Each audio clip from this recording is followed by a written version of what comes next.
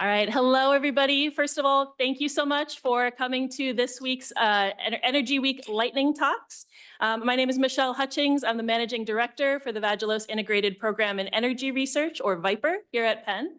And this event is a joint collaboration between VIPER, the Vagelos Institute for Energy Science and Technology, and the Kleinman Center for Energy Policy. So I'd also like to introduce my co-organizers in this event. So we have Nadine Gruen, Managing Director for the Vagelos Institute. Arwen Kozak, who's with the Kleinman Center for Energy Policy. Where's Oscar? Oscar Serpel, also with Kleinman, and Erica Martinez, who's the VIPER and Vice Administrative Coordinator. So we're really excited today to share with you 6 different talks from finalists who were selected from across Penn's campus as our Energy Week Lightning Talk finalists, and so that they can share their research and what they're passionate about in terms of energy.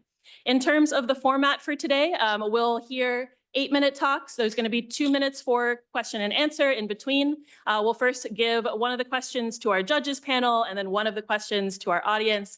At the end, we're going to have plenty of time to ask any questions to all of the finalists. So, if you don't get a chance to ask your question during that time, there's definitely going to be time at the end to be able to talk with the speakers.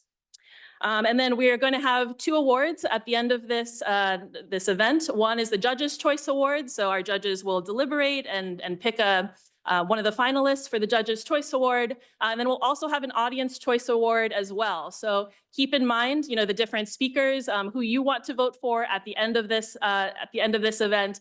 And then we will also be able to offer an Audience Choice Award as well. And then I'd also like to introduce our lovely judges panel as well. We have Sonia Carley. So Sonia is the Mark Allen Hughes Faculty Director of the Kleinman Center and Presidential Distinguished Professor of Energy Policy and City Planning at the Stuart Weitzman School of Design. We also have Lorena Grundy, who is the Practice Assistant Professor in Chemical and Biomolecular Engineering. And at Penn, she is working on developing curriculum and programming in energy and sustainability for undergraduate and graduate students. And we also have Benjamin Schmidt, who is the Senior Fellow at Penn, where he holds a joint academic appointment between the Department of Physics and Astronomy and Kleinman Center for Energy Policy. So thank you so much to our judges panel for joining us here today. All right, so all right. We can go ahead and give a hand to our judges panel, and then let's get started.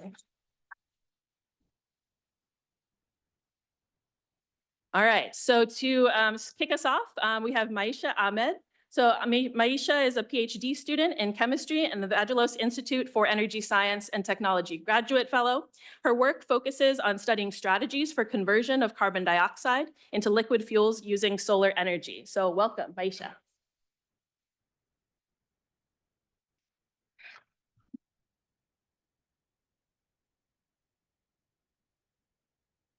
Hello, everyone. My name is Mayesha, and I'm currently a third-year PhD candidate in chemistry. And I'm going to talk to you a little bit about my research in artificial photosynthesis, very broadly. But more what I want to focus on in this presentation are the policy implications of this technology. So diving in, what exactly is artificial photosynthesis? And how is it different from natural photosynthesis? So natural photosynthesis is the process through which plants make food using carbon dioxide, water, and sunlight. Artificial photosynthesis mimics this nature's footprint in order to produce renewable fuels, liquid fuels, by capturing carbon dioxide, but it uses light harvesting clusters called semiconductors that are attached to molecules called catalysts that are able to selectively transform carbon dioxide into useful fuels that power our homes, our vehicles, and have different industrial applications. My research specifically looks at one of these molecules, chemical molecules called a catalyst, that is able to transform a small chain fuel, like a 2-carbon fuel, into a longer chain fuel, like a 4-carbon fuel, in order to improve the behavior or performance of this fuel over the long run. So In terms of thinking about what specific energy challenge does artificial photosynthesis solve? Why am I talking about this technology? It's twofold. First, it addresses the problem of carbon capture and utilization, because now we have access to a technology that is able to produce liquid fuels by capturing carbon dioxide using renewable energy, solar energy. Second, we are able to solve a major problem that currently exists in the energy ecosystem, which is energy storage. By having access to a technology that we are able to have access to at any point in time from any geographic location, we don't limit ourselves to the intermittency issues that come with solar or wind energy. The sun doesn't always shine, the wind doesn't always blow. So in those critical energy times, we have access to a renewable fuel instead of fossil fuels to meet that energy gap. Thinking about certain questions that allow us to evaluate the effectiveness of any technology, including artificial photosynthesis, what I'm about to share is not necessarily a comprehensive checklist of all the things that we can think of, but it creates a starting point, a framework in terms of contextualizing this technology in the broader society that it will operate in, thinking about social factors, economic factors, legal factors that come into play in executing this technology. So first, is a technology necessary? Is artificial photosynthesis truly necessary as a technology? What specific problem does it solve? Are there current solutions that are available other than artificial photosynthesis? How does it overperform compared to existing solutions? Then thinking about how it adapts, or how can we implement this technology by alongside compatibility with existing infrastructure. However, just evaluating the necessity of a technology is not enough. We're interested in a more fundamental question, which is whether developing the technology is sufficient of itself. So if we have the best science to produce artificial photosynthesis, does that necessarily mean it will lead to the outcomes that we wanted to achieve? In order to understand or address that question, we need to think about whether current legislation creates barriers, hinders that technology, or supports it. What are the market implications of this technology? How does it affect labor markets? Will this technology require government funding? Scalability and infrastructure readiness. So does this technology adapt, or is it compatible with existing infrastructure and resources? Environmental and social considerations. So how does it address sustainability and decarbonization goals? How does it affect marginalized communities? Accountability and governance. So are there mechanisms for transparency, for public feedback and engagement in the way this technology is deployed? How will the government make sure that this technology remains equitable over the long run?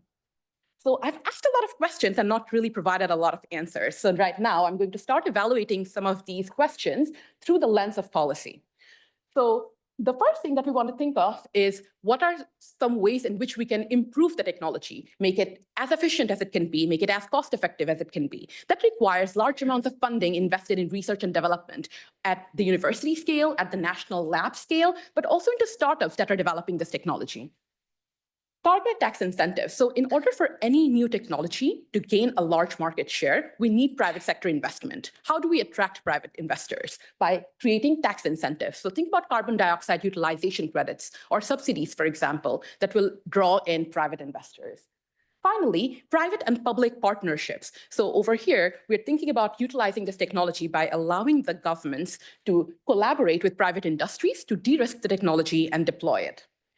So I want you to think of artificial synthesis not just as a technology tool, but as a social and economic tool. And for that, we need to first consider what it does. So artificial photosynthesis allows us to easily access energy whenever we need it, wherever we need it. So it solves energy security. So it addresses some concerns related to energy security, but in two primary fields. Think about industries that are extremely hard to decarbonize: aviation, shipping, cement and steel industries, for example. Now, instead of relying on renewable fuels, or instead of relying on fossil fuels, they can rely on renewable fuels like chemical fuels generated from artificial photosynthesis.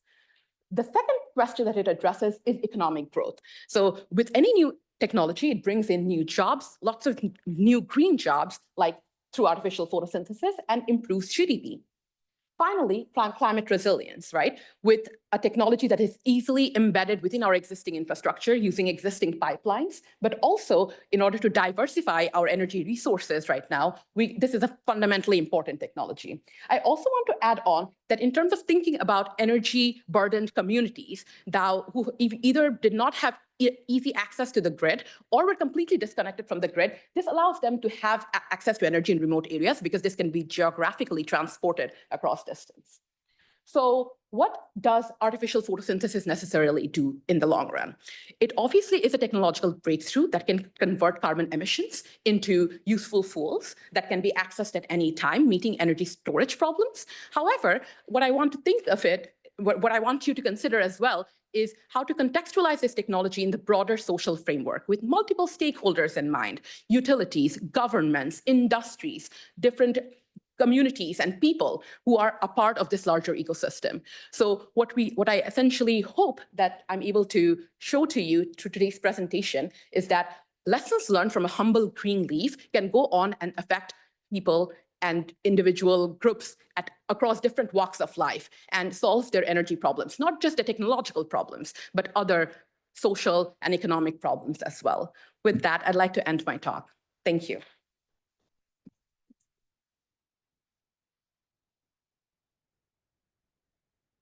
All right, thank you. So we'll take one question from the judges table and then one from the audience. I'm happy to get us started. Thank you so much. So my question is, could you explain to us the current state of technological development of artificial photosynthesis and what it might look like to scale up? And then maybe a sub question is, what are some of those barriers to that scale up?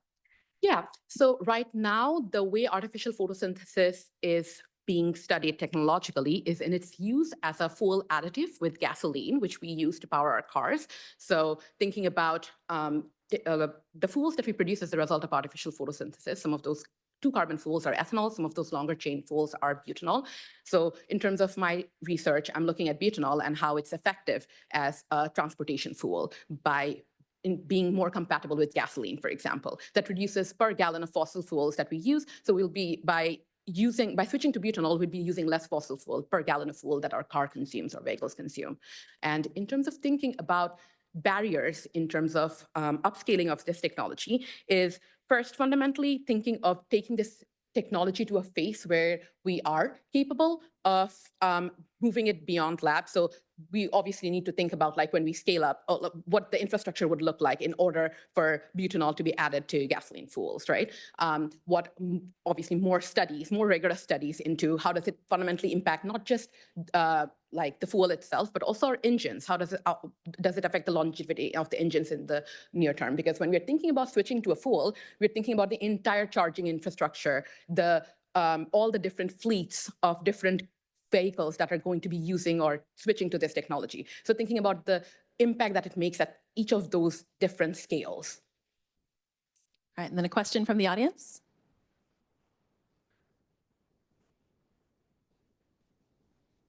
Yes. Oh, and I think we have a mic. Oh, I'm sorry.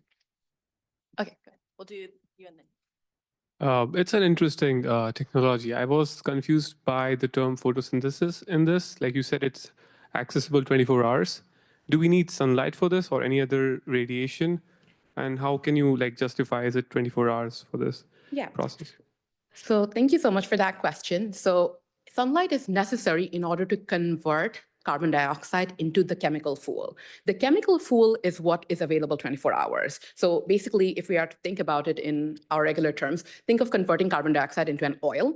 And right now we have access to oil 24/7, whether we have sun or not. So basically by using solar energy to convert it into a fuel like oil, except not from fossil fuels, we are able to have access to the energy by storing it as a liquid.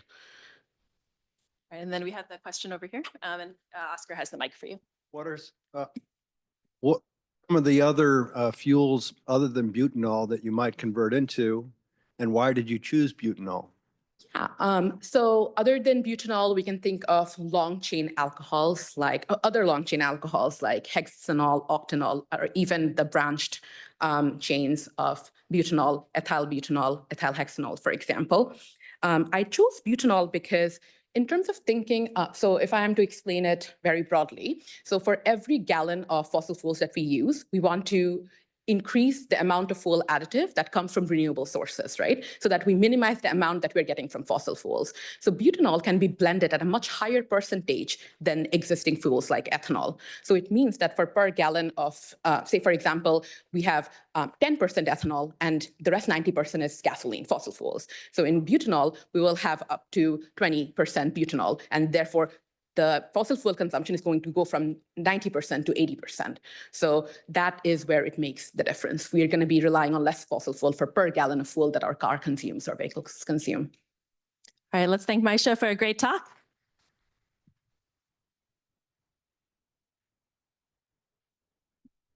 All right, and then also one quick announcement.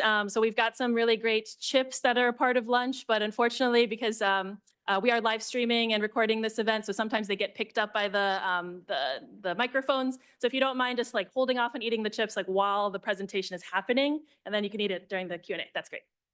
All right, so our next presenter is Max Huang. So Max is an undergraduate student pursuing dual degrees in physics and chemical and biomolecular engineering through the Vagelos Integrated Program in Energy Research. His research focuses on computationally driven materials design. So welcome, Max.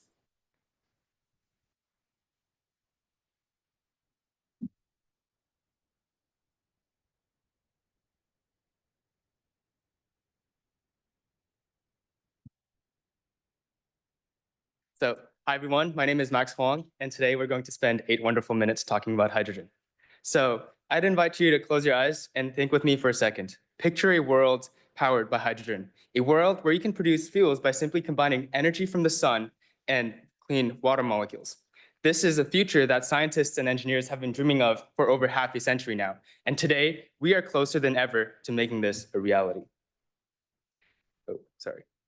So hydrogen has the power to revolutionize clean energy for 3 main reasons. First of all, it produces 0 carbon emissions, making it key in decarbonization goals. Second, it is incredibly energy dense. It holds 3 times more energy per kilo than your average fossil fuel, making it not only a clean alternative, but also an efficient one.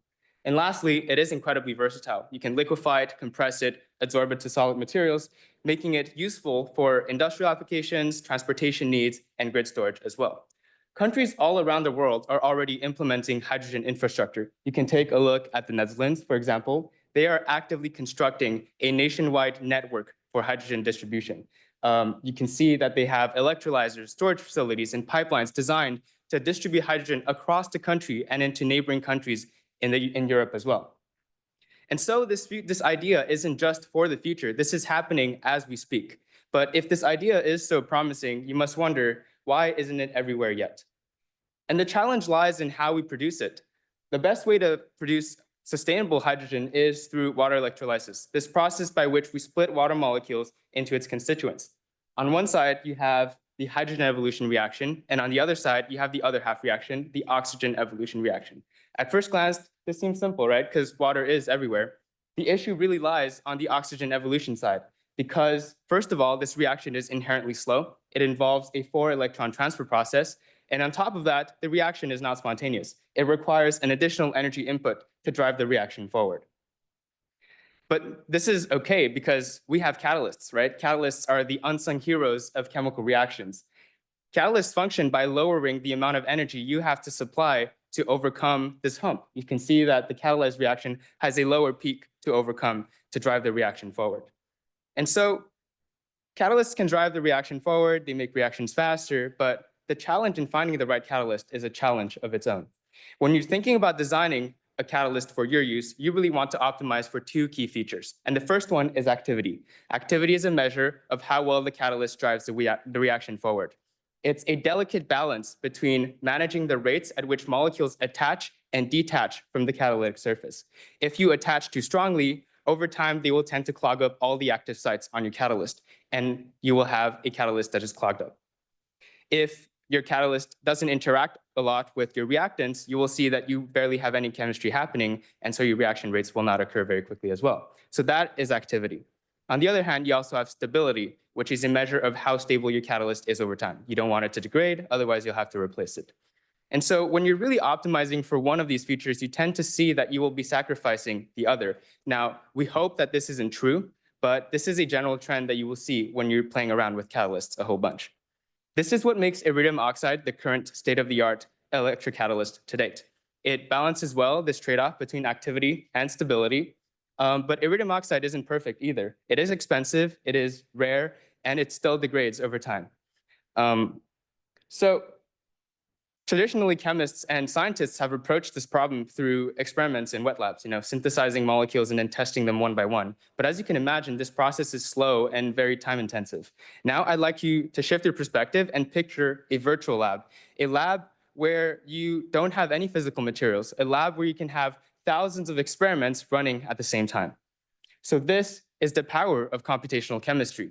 Now, imagine a Lego set, but instead of Legos and blocks, you have their periodic table and atoms. So you can assemble atoms and from different elements and create these structures, and you can simulate to test whether they are good for you or not.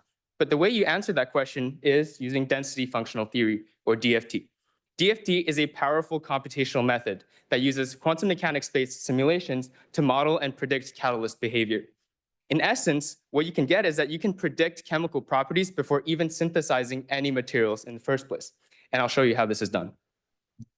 So you start by generating a large array and sample of candidates. You can vary their composition, their shape, and different types of molecules that you want to attach to their surface.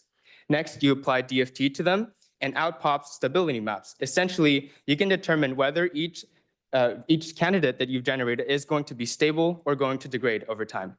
Among all the stable ones, you're going to want to compute their surface energies. Now, I know this equation looks scary, but all I want to show is that we are incorporating factors like solvation effects, applied potentials, acidities, all these factors that get you to a real-world approximation of how these catalysts behave.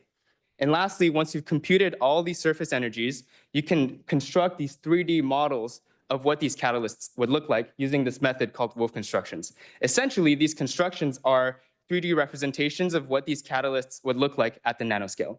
And so the most exciting finding that we found through our research was that iridium oxide nanoparticles change through time. They don't stay the same. And you might wonder why this is important. This is important because different exposed facets behave differently. Certain facets are really good at driving the reaction forward, while other facets are just good at remaining stable. And so traditionally, a lot of scientists have really studied this first starting rod-like nanoparticle a lot. Presumably, it gives a good trade-off between activity and stability. But if we only focus on this starting state, we are ignoring entirely the chemistry that happens when our nanoparticle is under operational use. And so by recognizing and accounting for these dynamic changes, we can design catalysts that work better in real-world applications. But there's one more catch. DFT is slow. Computations can take between hours to days, and when you're tasked with running thousands of these simulations, you have a bottleneck again. So how do we overcome this? And the answer lies in machine learning. Machine learning changes the entire game. Once you've run and accumulated a large enough data set using DFT, you can now train a machine learning model on all of your data and start looking for patterns within your data. And this means two big things. First of all, we can quickly screen through unseen candidates without this computational cost of going through the entire workflow. And on top of that, we get those results cheaper and faster. And all of this is geared towards accelerating the discovery process. And so the future of green hydrogen depends on finding better catalysts. And computational chemistry paired with machine learning is redefining how we do this. By shifting from trial and error experimentation to predictive modeling, we're making catalyst discovery faster, cheaper, and more effective. And with each incremental breakthrough, we're bringing the hydrogen economy one step closer to reality. I know I don't have a lot of time, but I just want to thank the amazing people in my lab. I started 9 months ago, and I understood nothing, and now I understand something.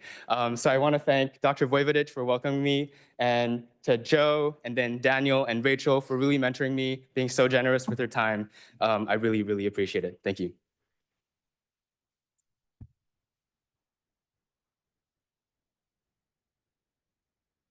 All right, thank you. So let's take a question from the judges table. Hi, thank you. Okay, so you talked about screening these catalysts for their activity and stability. At what point in that process do you start considering their abundance, where they come from, how accessible they are, how easy it would be to scale them up? Yeah, so we're modeling iridium oxide as the basis of our study because it offers really good trade-offs between activity and stability, but we recognize that it is one of the rarest metals out there. We know that ruthenium, for example, is 300 times more abundant and way cheaper. So we are in fact running tests with ruthenium oxide, titanium oxide, tin oxides, and other oxides. We're also doping them with other metal dopants, both transition metals and others, essentially to reduce the concentration of these rare earth metals that are really expensive.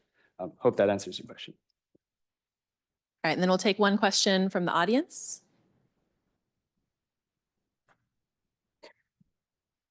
Was it good presentation? I know you focus on catalysts, but since you mentioned the hydrogen economy, I'm going to ask a broader question. The current president of the United States says hydrogen is good until it blows up. So how are you going to overcome that in the short term and the long term? Okay. In the short term, I really don't know. I just got started in this space, but I look around the world and United States aside, this is happening with or without us. You can look at, I present in the Netherlands, for example, and you think there may be a small economy and it's easier to scale up because they're a small country, but Germany has pledged to do the same thing, build up a nationwide hydrogen network by 2032. Australia is doing the same. They pledged $2.64 billion for this issue. Without a date set, but the size of these investments should tell you enough that the world cares about this technology and this is going to happen.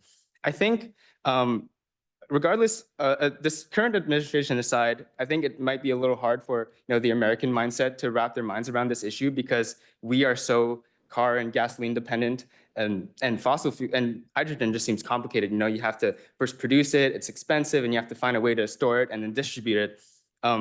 And it could be hard for us. I'm not even American. I'm just including myself with you guys. But but it's hard. But there's this gap between the current accepted technology and the most sustainable alternative. And I think Bill Gates called this the green premium. And the goal is always through research and development to just chip away incrementally at this green premium. And at some point, this gap becomes so small that the transition from the current accepted technology to the sustainable one becomes seamless. And that's the future I believe in. I'm working in this space, so I'm obviously optimistic, but yeah, that's what I believe in. All right, let's give Max a hand.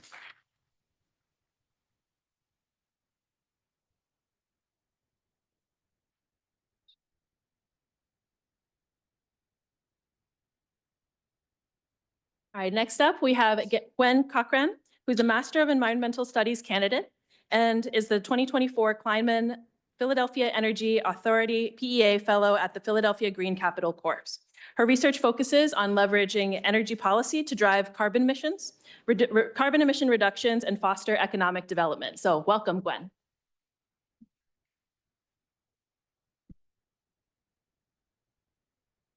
Great. Hi, everyone. So I'm Gwen Cochran, Master of Environmental Studies candidate and the 2024 Kleinman Center PEA Fellow. My research today was conducted in part of my fellowship at the Philadelphia Green Capital Corps, where I really dived into how tenants can benefit from solar financing policies. So we are in the midst of a global energy transition. Governments are investing more than ever before in renewable resources in an effort to lower carbon emissions and further energy security. And solar power has really become a clear frontrunner in these investments. As you can see from this graphic, in 2024, investments in solar alone superseded investments in all other energy generation sources combined. And the same runs true in the United States. We've seen the solar policy landscape boom in recent years and solar adoption as well. This is largely due in part to the Solar Investment Tax Credit, or the Solar ITC, which provides 30% tax credit on residential solar installation costs. And this has really catalyzed a great boom in solar energy adoption. Additionally, we have the Solar for All, or SFA program, which is part of President Biden's Inflation Reduction Act. This $7 billion initiative is driving funding for solar implementation in low to moderate income communities. And we're feeling these dollars right here in Pennsylvania, with $156 million going to these communities in our state, $70 million of which are earmarked for Philadelphia alone. When we're talking about this landscape, it's important to mention that the Trump administration is likely to change what these policies look like. They could be shifting as we speak. So the data I'll be presenting today is largely based on 2024 data, but I think it's really important to take these into note when we're talking about the future of what solar policy looks like and when we're driving ambition. So I'd like to discuss policy gaps today and how we can shape the policy landscape to be even more ambitious in the future. So US solar policy largely excludes tenants. As I mentioned, the solar ITC and the SFA program are really predicated on this idea of home ownership. And when we're discussing policies that are trying to impact low to moderate income communities, it's imperative to note that there's a home ownership disparity. As you can see from this graphic, households that are making less than $25,000 a year are about half as likely to own a home than their affluent counterparts. So this policy really has a large gap because of this home ownership limits.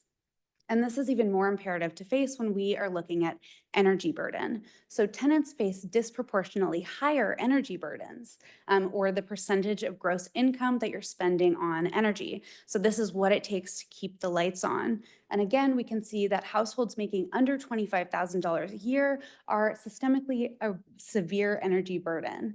And this is really critical to tackle when we're thinking about solar adoption, which has been shown to reduce severe energy burden from 67% to 52% in low to moderate income communities. I think that maps are a really good way of really showcasing what this gap looks like in communities. So this is Philadelphia. Areas of darker light on these graphics show higher concentration per census tract. So you can see that there's higher energy burdens in the same neighborhoods as high housing burdens, in the same neighborhoods as low-income communities and people of color. So there's clearly a correlation happening between all of these different factors. And then when we look into the federal dollars being driven to communities in Philadelphia, we see that there is a gap in where it's being driven based on those burdens. Now, Philadelphia is a real leader in solar implementation and in solar implementation in low to moderate income communities, such as the Solarize Philly program.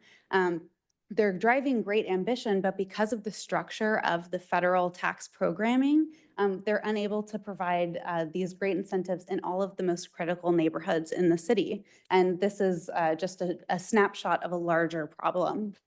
So looking into barriers for tenant participation, I mentioned the solar ITC, which excludes renters based on home ownership, but we also have economic barriers, such as these policies being tied to credit scores, when many LMI communities have larger percentages of people being credit invisible or having no credit history at all. Additionally, we have administrative burdens. Renters are largely dependent on the decisions that landlords make. And landlords are not always incentivized to participate in solar due to administrative burdens like costly building upgrades, retrofits to make your roof suitable to solar, et cetera. So what is the pathway forward? Well, there's a few different tools in the toolkit, the first of which is net metering, which allows tenants to receive credits on their electricity bill for excess solar generated on site. This does require landlord participation, but we also have community solar, in which participants can subscribe to a shared portion of a solar array. Think like a community garden for solar. These have been piloted in a myriad of states. California is a great example of a place where they were able to expand these benefits and really catalyze renter adoption and solar participation. We also have a need for landlord incentives. As I mentioned, financial and regulatory support is really imperative here. We also have programs like energy service agreements and power purchase agreements, where a third party can take in the operation, management, and maintenance of solar systems. And then we also have the solar renewable energy credit. Like I mentioned, under the current administration, these may be shifting, but keeping them intact will be really imperative here. This has been piloted in Denver, where they were able to use third-party programming to be able to provide solar to around 400 households. So we can see when expanding solar for access for all that we really are having a moment in the United States of solar adoption, but there's a need to address this gap here to make it more equitable. Incentivizing landlords, enabling community solar, as well as net metering are key to ensuring tenant participation. Expanding tenant access to solar isn't just an energy solution, it creates a path to economic development as well as climate resilience and a more equitable future. Thank you.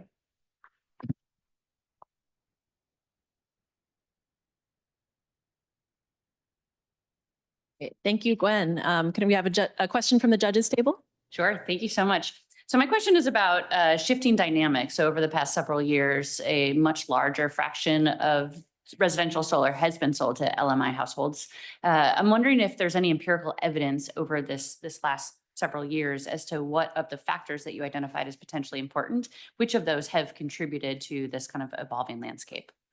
Yeah, so we've seen policy shifts. I think that the SFA is a really good example of this, wherein new policy has been explicitly earmarked towards low to moderate income communities. For example, in the SFA program, we see around 40% of dollars needing to be going to areas where there's a certain income threshold, which are tied to energy burden. Yeah. Right. Yes. Oscar.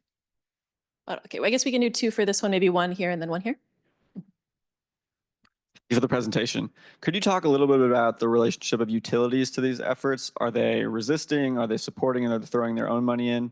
I know y'all will be looking for new sources of funding probably moving forward. So I'm wondering what role that utilities play. Yeah, it's a great question. So we actually just in Pennsylvania, for example, had the tax or the utility energy rate case, and utilities are not always super excited about the idea of community solar or distributed energy, but there is a way to get them to be more collaborative in the effort. I think things like community action, as well as making competitive consumer protection programs really be collaborative between the utility as well as distributed energy. Hi, I manage a social impact real estate fund. We have properties in the Northeast, including Philadelphia. And I'm just trying to understand what's the benefit for me as an asset manager, as a landlord to do this? I just don't see any benefit. And if there is any economic benefit, why would I share it with the tenants? Yeah, so that's a great question. I think landlords receive tax credits, and so there is that benefit of having lower utility costs. And as I was arguing in the landlord incentivization section, continued tax rebates and grants can continue to provide more. We're arguing for more benefits for landlords to continue into incentivization. Yeah, that's a great question. So there are current policies trying to get the cost of like retrofits. For example, in the SFA program, there are in tandem with solar energy deployment, also like building retrofits can be tied together. So you could actually have your building upgrades tied as part of the federal incentive that you're receiving. All right, thank you, Gwen. Thank you.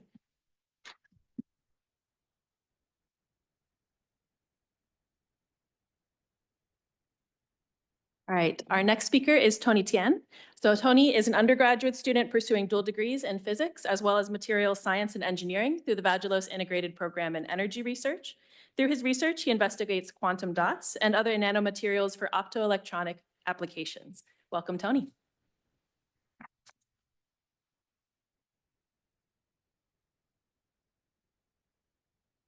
Thank you for the introduction, and thank you all for coming today. My name is Tony, and I'm very excited to talk to everyone today about my work in quantum dots and their applications in energy-efficient optoelectronics.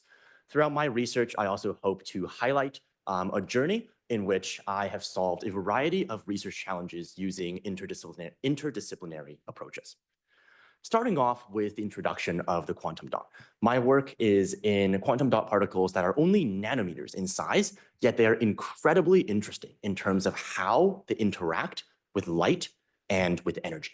Quantum dots have surface energy states that control the energy levels of electrons inside of the material, and therefore every single quantum dot only emits at a very specific range of light. This is incredibly important when it comes to optoelectronics because, as you can see in this graph here, a standard quantum LED or light emitting diode, as you can see in the green curve, emits emission peaks that are much taller, narrower, and sharper than standard LEDs that we use today. This is incredibly important once in terms of light emitting diodes. Take your phones, for example. Standard phones today use what we call a backlight display. What this means is that all wavelengths of light are emitted and then filtered out using a polarizer film. This means that a bunch of light ends up being blocked inside the film and is not emitted at all. Using quantum dots, we can selectively choose the exact hues that we would like to emit, therefore reducing the overall energy cost of the system. Not only are quantum dots emitters, quantum dots can also serve as effective absorbers of light. This means that we can create solar panels, particularly for space applications, that can selectively choose the level of light, the wavelength of light that we absorb. Lastly, we can also unlock incredibly energy efficient and precise measurements in telecommunications and bioimaging. So how do we actually build the next generation of electronics that are more energy efficient? We start off by synthesizing these quantum dot cores, then we construct a shell around them. This shell sort of increases the level of confinement of the quantum dot, but also protects this very vulnerable material from elements in the atmosphere. Then we apply surface engineering, which can take the form of fusion or orienting the quantum dot in the specific orientation that we would like. And lastly, we assemble them into a film, which is used in our electronic device. Now, my research lies specifically within the shelling and the surface engineering steps. Taking inspiration from traditional semiconductor clean rooms, which have developed much over the last 60 years, instead of shelling these quantum dots and then assembling them into devices, we instead perform the fusion step before the shelling step. What this means is that we do not have shells between adjacent quantum dots that impede on the electrical mobility of charge carriers. This means that, for example, a signal that arrives at one section of, for example, a solar panel can be directly transported into your generator or into your storage mechanism with very little resistance. This really adds up, especially when you have a large-scale solar panel that is meters in length. Now, taking a look at a bit of data very quickly, we can see evidence of this effect. Starting off with the black, we have a standard lead cell-lined quantum dot. The red line in particular signifies that after ligand exchange, our quantum dot has shifted to right. What that means is that this is a lower energy and the quantum dot is less confined. The more important picture that we see here is under the transmission electron microscope, which we can see the actual shell growth that is visible, and more importantly, the individual atomic lattices can be resolved. Here's where a very important problem exists in the field of nanomaterials. We are working with materials, as you can see there, it is an image that is around 5 nanometers in our length parameter. How do we actually understand materials that are so unbelievably small? We cannot rely on standard physical or chemical processes just because it's impossible for us to actually visibly look at materials that are this small in size. Instead, we turn to a statistical method to analyze our transmission electron microscope images. By using a radial integral to analyze a transformed pattern of the quantum dot, we can take a look at the exact emission peaks. Each one of these peaks correspond to a specific material and emission spectrum that we are looking for in our dot.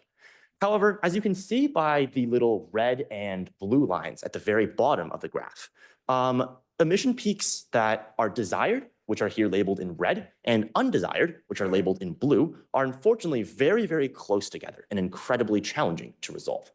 In order to overcome this issue, we need a much stronger understanding of exactly what's happening at the center of this image pattern. To overcome this problem, we sort of borrow a centering mechanism that is used in image analysis. By taking a look at the center of this image, we apply a statistical model to reliably generate a pattern that can predict the precise center of the image and allow us to generate a much stronger prediction of where our peaks are. This means that we can resolve peaks that are much farther out into the spectrum and give us a much stronger and more accurate understanding of exactly what material, what level of light, and what energy level that we are producing. This allows us to tune the specific quantum dot even more to produce the exact energy level that we would like, further reducing waste energy in our electronic systems. We can confirm material makeup using EDS data, which is taken by another member of my lab group, Jonah. We can see that all 5 materials that are present in the previous sample are present. This also allows us to unlock new findings through interdisciplinary approaches. We can see that by varying zinc concentration in the second shell, you can see here in the green and gray curves, we can somehow transform our quantum dot such that it emits at a higher energy level. This somehow increases the energy efficiency of the system because it emits at a higher energy than we're putting in. This seems incredibly controversial because we're somehow outputting more energy than we're putting in. And this is likely to do with how the system interacts with itself in terms of the electron transport mechanism. This is the further direction of my research that will be going on in the future. Lastly, in terms of further exploration, I hope to further integrate interdisciplinary methods to be able to understand and build the next generation of energy efficient electronics. This may include computational chemistry, using robotics and automation to further scale up this process, or to compute full-on optical testing in order to bring these products to market. Thank you all very much.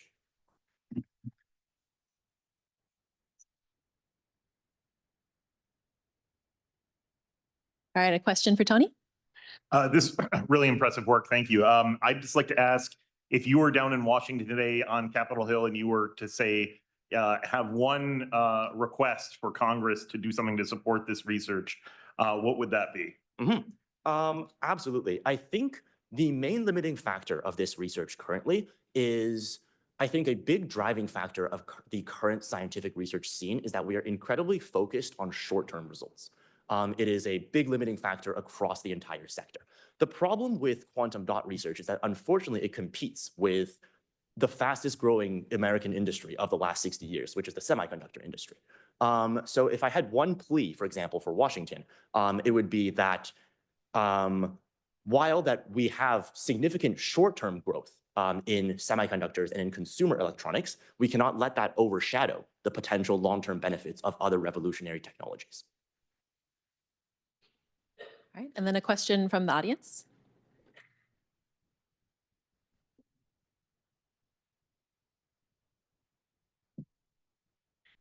Why are there undesired peaks and why are they so close to the desired peaks? Yes. The reason why there are undesired peaks in the emission are for 2 main reasons. One is because of unreliability in the way that we synthesize these dots. So sometimes these dots are not perfectly controlled in terms of their exact size throughout the synthesis process. The other reason is because of poor confinement in shelling. So you can think of it as when we apply a shell to a quantum dot, we're essentially giving it armor.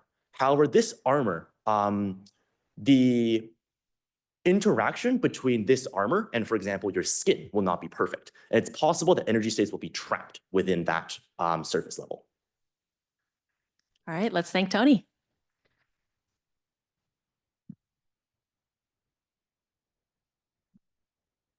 All right, our next speaker is Kritika. She's a PhD candidate in chemistry and a graduate fellow with the Vagelos Institute for Energy Science and Technology. Her research focuses on investigating the kinetic stability of highly confined molecular glasses to develop more biodegradable and enhanced shelf life coating for packaging materials. All right, welcome, Kritika.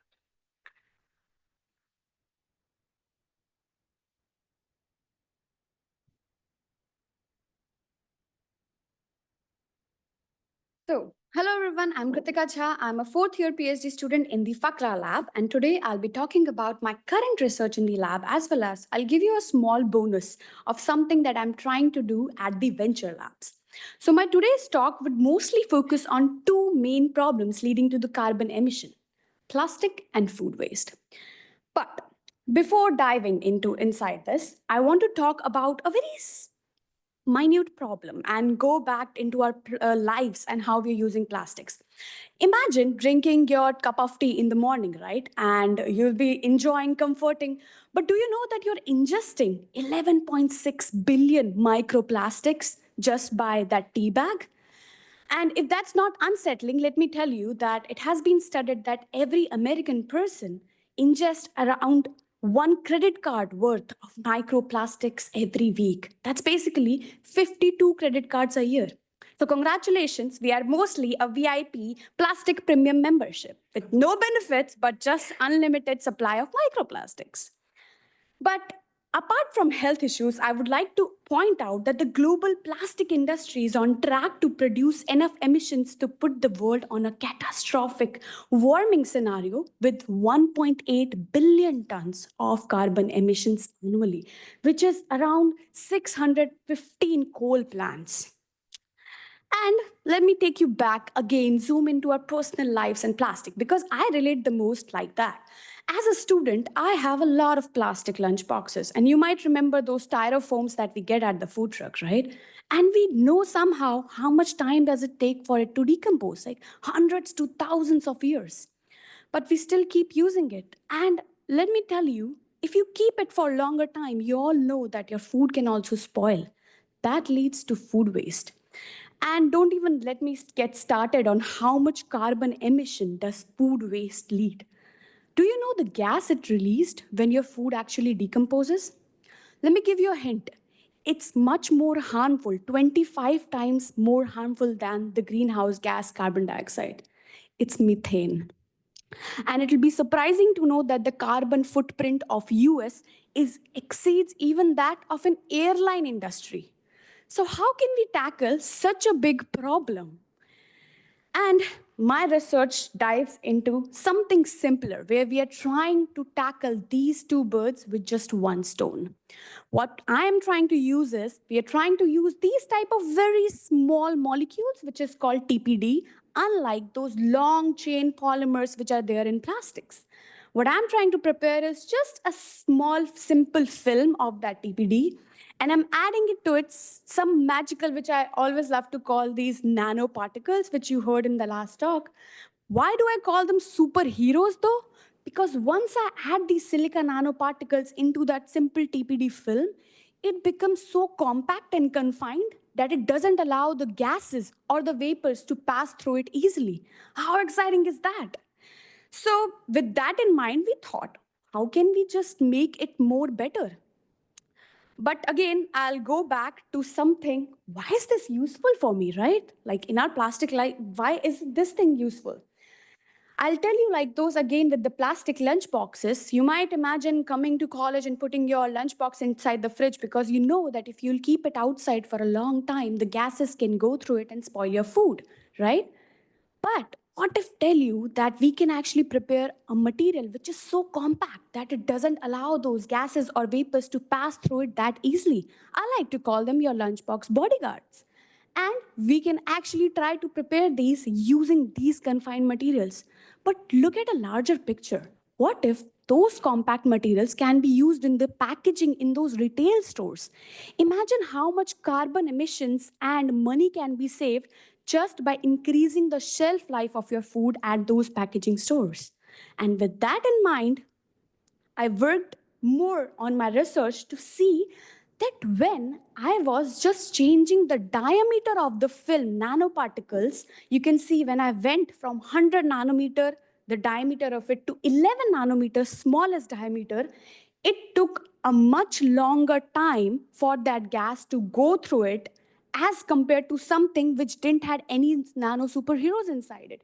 It was 4 decades slower. How exciting is that? And if I tell you, we can take this to next level. We studied more of these properties of these types of nanoparticles, or nano superheroes like to call them, at my venture lab, and we saw it has very good optical properties. Basically, it can change its color. So what we thought, what if with these things which can change its color, we add something which is an indicator which can detect food spoilage, can make that in contact and prepare a packaging which can tell you that your food is spoiled just by changing its color from, say, green to red, signaling danger. How cool is that?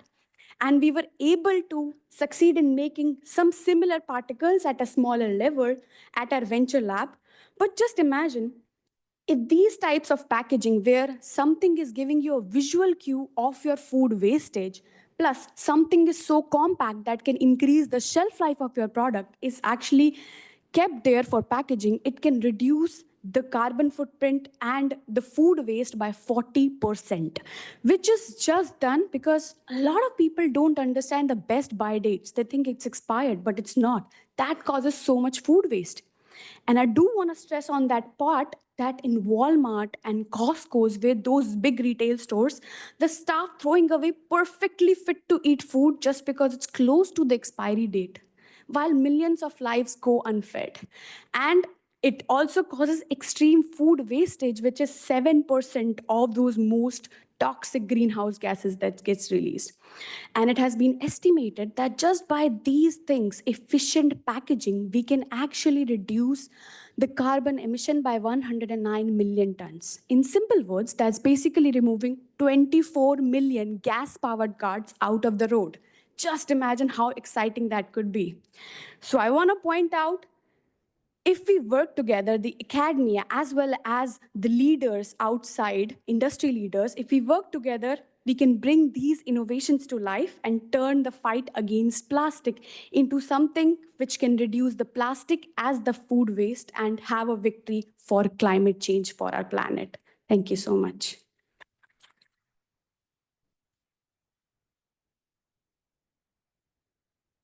All right, thank you, Kritika. Question from the judges table? Thank you. You talked about the benefits of switching to these new plastics. Can you talk a little bit more about the production and scale up of it? Does it take more energy to produce these plastics, the material inputs? What does that look like? So as you might know, the plastics mostly takes up fossil fuels. So that is already itself something that we shouldn't go ahead with.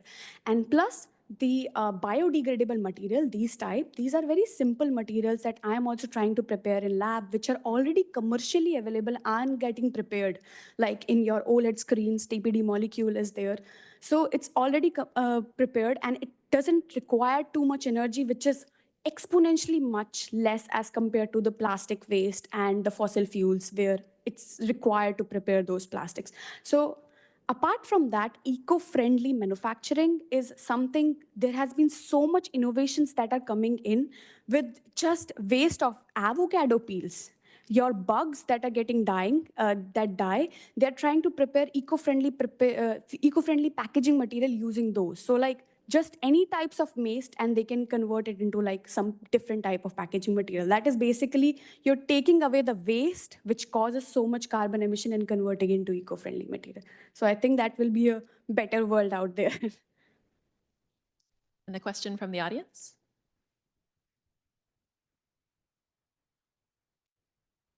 So the TPD are nanoparticles, right? So I was wondering what kind of matrix or substrate it's kind of situated in, and what the eco-friendly aspects of the other materials that go into this packaging material are.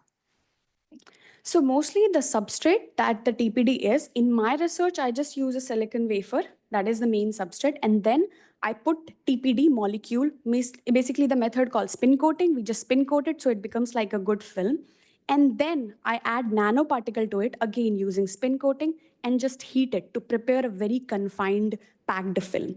And these materials are called molecular nanocomposites. So when you go out there and research about the nanocomposites, it's highly used. It's everywhere. Right now, you can see nanocomposites are everywhere, mostly in a lot of coatings currently. Even in packaging materials, there's a lot of polymer nanocomposites. But again, as I mentioned, those long chain polymers can be a lot not biodegradable. That's why we are trying to shift from that non-biodegradable one to more like these biodegradable and smaller molecules. All right, let's thank Kritika for a great talk. All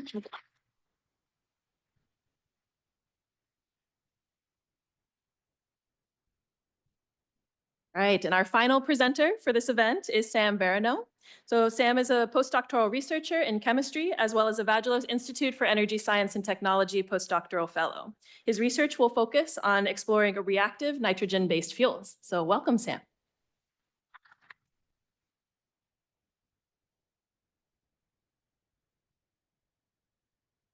Thank you all so much for being here. My name's Sam, and I'm a postdoc in the Vagelos Institute.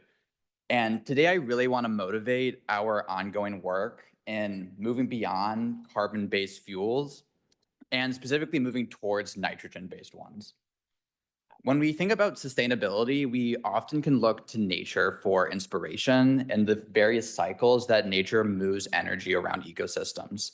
I think the most immediate one for me of these is the carbon cycle, where animals have gotten really good at efficiently extracting energy from carbon-based compounds like methane or sugar or cheese steaks, and in the process generate carbon dioxide, which in nature is no problem because photosynthesis is a way that plants can store energy within those chemical bonds and regenerate the fuels that animals use.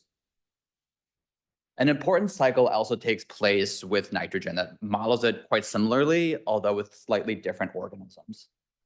Through the process known as denitrification, bacteria take compounds like ammonia and extract useful energy from those, and in the process generate nitrogen gas. Fungi are then able to take this nitrogen gas and regenerate the compounds that go into making nitrogen-based fuels, and again, completing the cycles that ecosystems rely upon. We don't quite have that figured out yet in artificial systems. And this is perhaps the most obvious when we consider carbon-based fuels, where the fact that we can take methane or gasoline and efficiently extract energy from it so well is how carbon dioxide is allowed to accumulate so dramatically in the atmosphere. Unlike nature, we haven't quite solved the problem of how to take carbon dioxide, capture it, and recycle it back into those stores of chemical energy. When we think about nitrogen-based fuels, however, a very different picture begins to emerge, where even though we don't necessarily drive ammonia-based cars, we do rely upon ammonia-based fertilizers to power modern agriculture. And hydrazine in the middle here is what powers rocket ships and emergency thrusters on fighter jets. I think the most important difference, however, when we consider nitrogen-based fuels is that the process that we take nitrogen, which is the byproduct of those energy-releasing reactions, is extremely well industrialized and scaled and is done on the millions of megaton scale per year, particularly in the conversion of nitrogen gas, which is the most predominant component of our atmosphere, to generate ammonia, as well as these downstream products. So when we think about closing these cycles for the sake of sustainable energy, I think of it as either overcoming longstanding challenges with affecting carbon dioxide capture and recycling into those fuels, challenged both by the chemical inertness of carbon dioxide, as well as the fact that even though CO2 is accumulating dramatically, it's still a relatively minor component of the atmosphere. Or alternatively, since we are so efficient at converting nitrogen gas into fuels, how to diversify the ways that we use nitrogen-based fuels for more widespread application. And it's this latter approach that I really wanted to explore with my postdoc. As I said, ammonia is not what we fuel our cars with, although that was an idea in the 80s. And owing to the strength of the nitrogen-hydrogen bonds of this molecule, prohibitively high temperatures are required often to use it efficiently.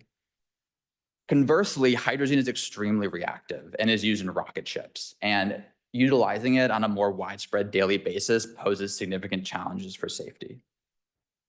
The last molecule, which I'm going to focus on for the rest of this talk, is hydroxylamine. Hydroxylamine is another simple nitrogen-based compound and is what nature itself uses to drive the nitrogen cycle. And the conversion of hydroxylamine into nitrogen gas is as energy producing as a standard lithium battery.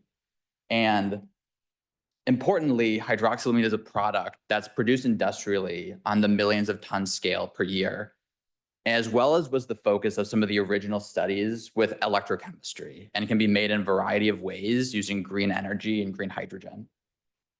Currently, almost all the hydroxylamine that we make goes into the production of nylon, a common material fabric. However, a small amount of it is used in research as a biochemical reductant, where biological compounds can extract the energy of hydroxylamine in the form of protons and electrons. And it's this specific focus for hydroxylamine in use that we were exploring in our labs. The ways that we can extract energy from hydroxylamine are limited insofar as traditional materials that could drive this transformation do so unselectively. And instead of converting hydroxylamine into nitrogen, the favorable reaction that produces energy, it instead is going to produce undesirable intermediates, which themselves can produce greenhouse gases like nitrous oxide, limiting the effectiveness both in terms of scalability and climate effects from nitrogen-based fuels. Instead, what our work is focusing on is designing bespoke organometallic catalysts that can position molecules of hydroxylamine in close proximity to pull energy out of these compounds in the form of protons and electrons to generate in the process nitrogen gas alongside water, meaning that we can find a way of pulling out energy without generating deleterious byproducts.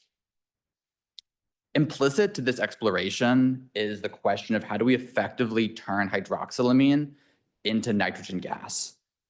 And in the process, how do we avoid the greenhouse gases that are typically associated with these energy producing transformations? On a slightly more chemical level, we're wondering how do we break the NO bonds of hydroxylamine and form the NN bonds of nitrogen gas? To do this, along with much of the chemistry that we do in our labs, we need to think of which elements and which metals in particular should we use in order to drive these chemical transformations. We specifically have chosen to focus on the early transition metals, as these molecules are known to grab onto the oxygens of hydroxylamine, which would ideally leave the nitrogens close enough together to form bonds between them. And relying upon initially vanadium and titanium-based catalysts, we are designing new systems that can effectively take hydroxylamine, pull energy out in the form of protons and electrons, and generate nitrogen gas. In so doing, we hope to establish the viability of hydroxylamine as a next generation nitrogen-based fuel and close the process by which we can selectively regenerate it using nitrogen gas from the atmosphere. Thank you.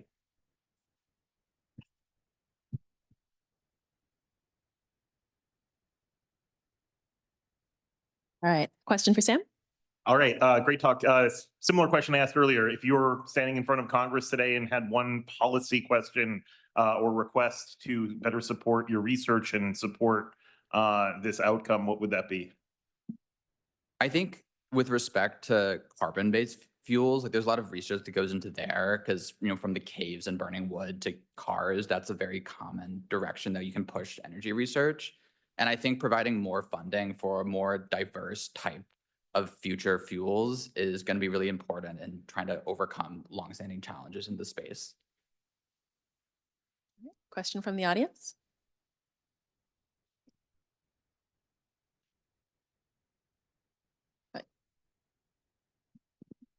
Thank you. Really great talk. About specifically, if you're gonna do like nitrogen fixation, like Haber process, you obviously need hydrogen for that. So sort of like, where do you see hydrogen fitting into this process?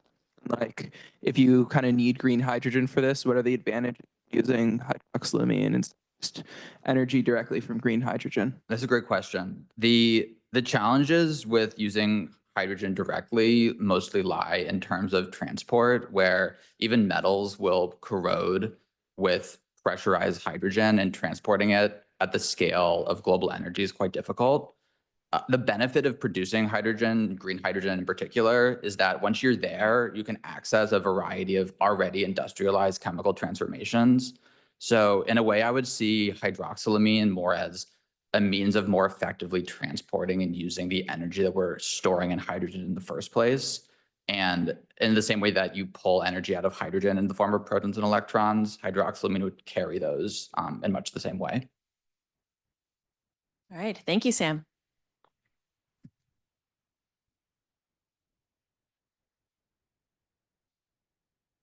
All right, great. Let's give all of our presenters another round of applause.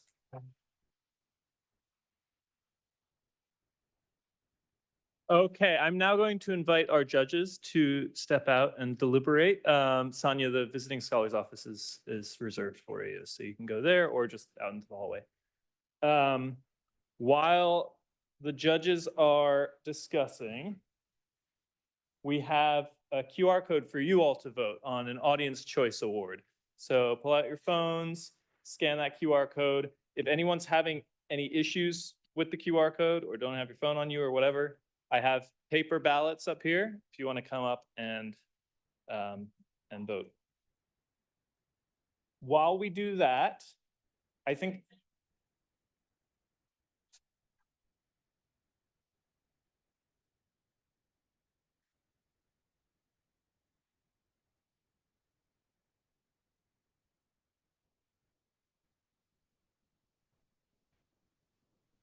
okay, while everyone's voting, I think I'd like to invite all of the presenters to come up to the front, and we're going to have a little bit more Q&A just with any other audience questions that anyone has for any of the speakers. I think, yeah, you can just come up and take turns coming up to the mic.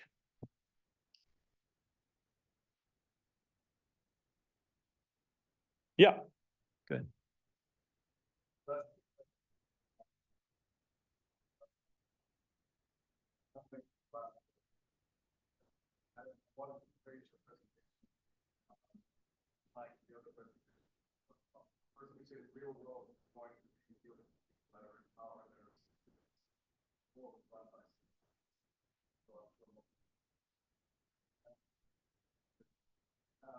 And I want to praise on how you added humor and examples, which is point, which and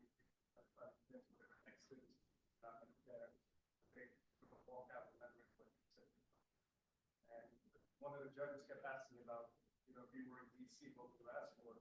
The world is run by policy and capital. I represent capital. And your ideas are great, but if you can't communicate them, they don't happen. So I want to praise you on that. Thank you. Anyone have any questions for any of the speakers?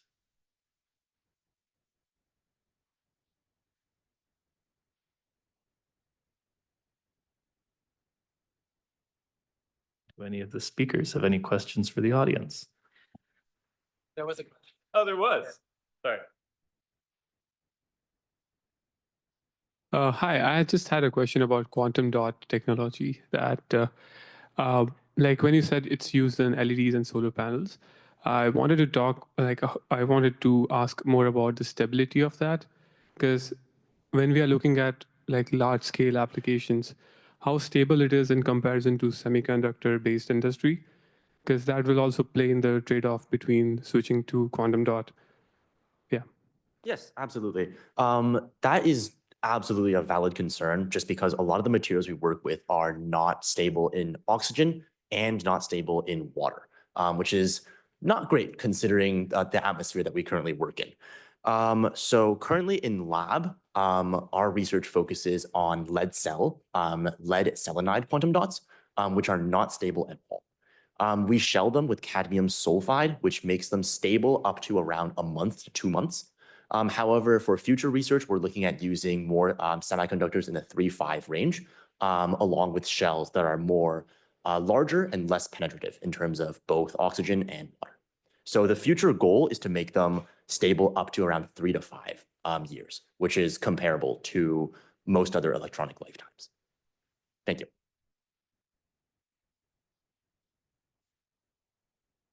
Yeah, go ahead. In the green. Yep.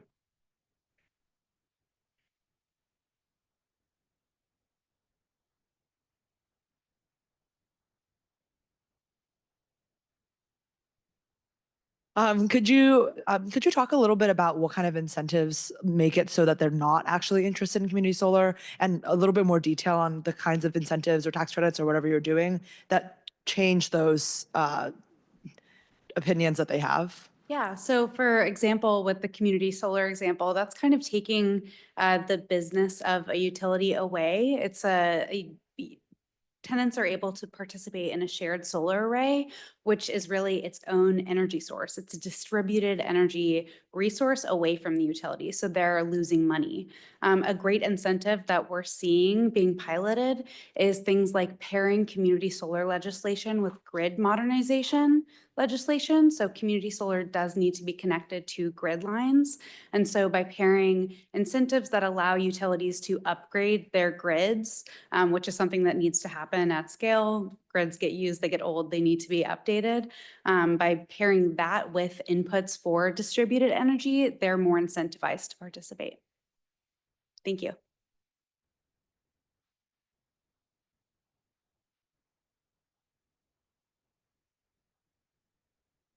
I had a question for Kritika.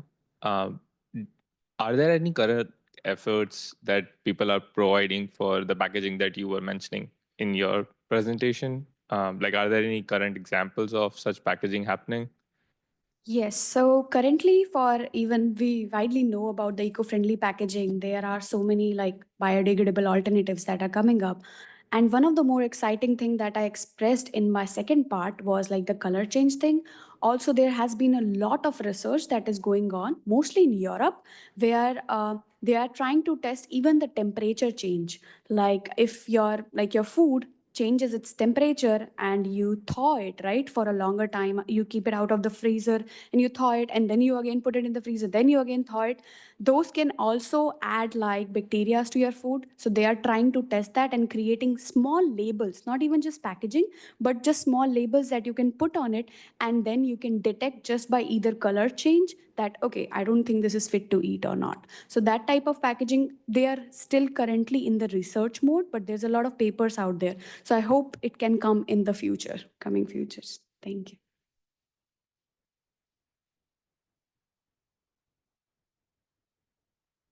Any other questions for any of the speakers?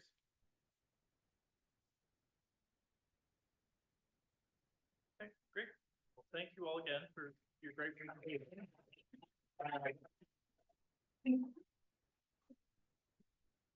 We're waiting on the judge's decision, so hopefully you can all stick around and hear that. And there will be an audience choice award as well, awarded with the judges. So, yeah.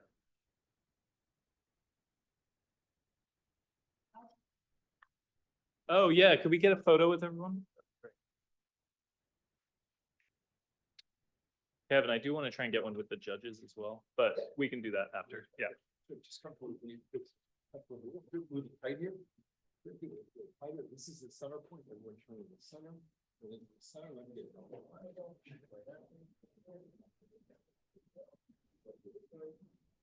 One second. I'm going to go another move. Okay.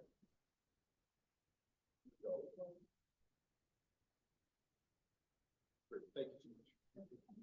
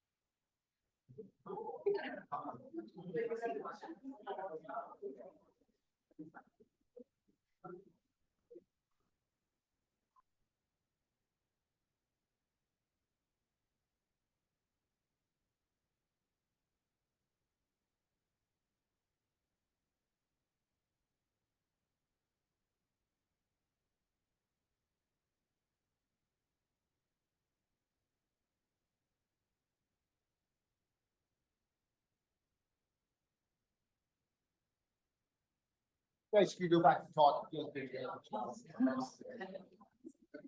Thank you.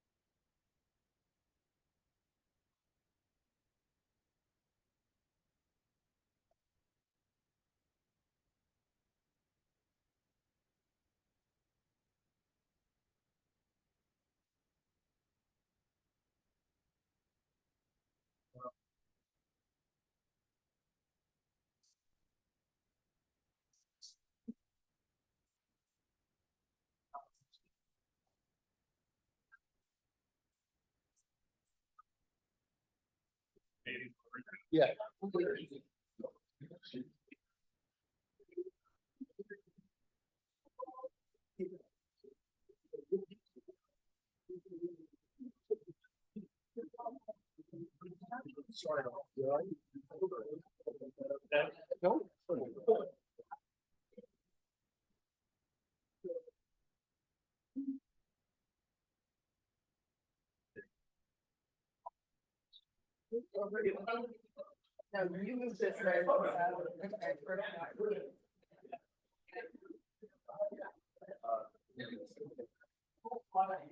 All right, the results are in.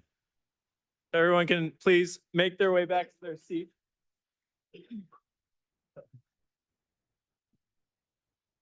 All right, thank you all again for your patience with that. Okay, so the judges award, drum roll, goes to Max Huang.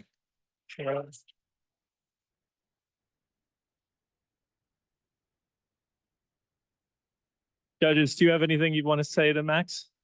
Yeah, we want to thank all of the presenters. It was a really tough decision, which is why we were back there for so long. You all did an incredible job. We felt like we learned a lot. And specifically, Max, we thought you did a great job explaining a really complicated research technique to a really broad audience. And we feel like your work has a lot of potential to make a big difference in the energy landscape. So thank you.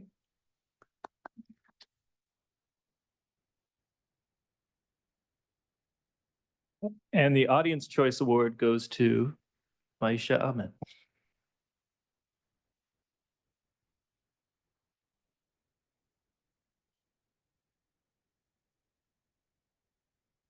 All right, thank you all so much for joining us for this kickoff event for Energy Week.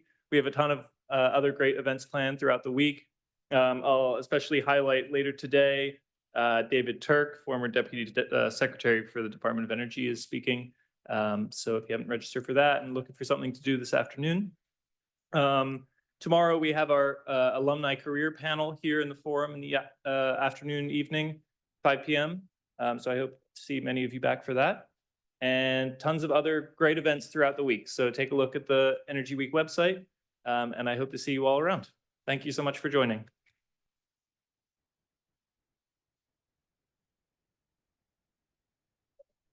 Yeah, of course.